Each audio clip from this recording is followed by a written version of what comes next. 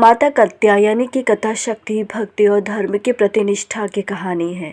यह कथा ऋषि कात्यायन से जुड़ी हुई है, जो एक महान ऋषि और भगवान विष्णु के भक्त थे। ऋषि कात्यायन ने बहुत कठोर तपस्या की थी। कात्य गोत्र में विश्व प्रसिद्ध महर्षि कात्यायन ने भगवती पराम्बा की उपासना की थी, ताकि माँ दुर्गा उनके घर में पुत्री के रूप में जन्म ले। उनकी तपस्या और भक्ति से प्रसन्न होकर माँ दुर्गा ने उन्हें दर्शन दिया और उनके घर पुत्री के रूप में जन्म लेने का वरदान दिया।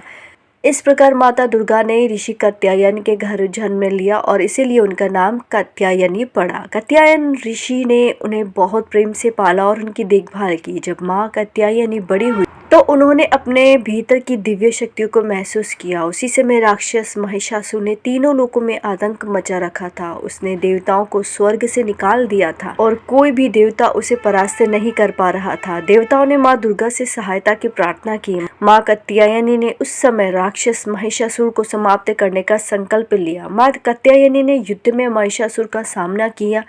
महिषासुर के पास विभिन्न प्रकार के मायावी रूप थे और उसने अपने सारे छल का उपयोग किया, लेकिन माँ कात्यायनी ने अपने पराक्रम और दिव्य शक्ति से महिषासुर का संहार किया। उनके इस महान कार्य के कारण उन्हें महिषासुर मर्दिनी भी कहा जाता है। इनका गुण शोध कार्य है, इसीलिए इस वैज्ञानिक युग में कात्यायनी का महत्व सर्वाधिक हो जाता है। इसकी कृपा से ही सारे कार्य पूर्ण हो जाते हैं।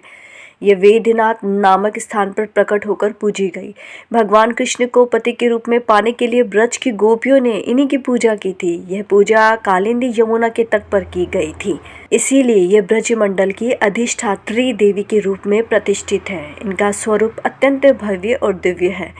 माँ कात्यायनी को नवरात्रि के छठे दिन पूजा जाता है। उनकी पूजा से भक्तों को शत्रु से मुक्ति, साहस, शक्ति और सभी प्रकार की बाधाओं से छुटकारा मिलता है। माँ कात्यायनी न्याय की देवी भी मानी जाती है और इनके भक्तों को सभी तरह के संकटों से रक्षा करने का आशीर्वाद भी देती है। जय माता दी।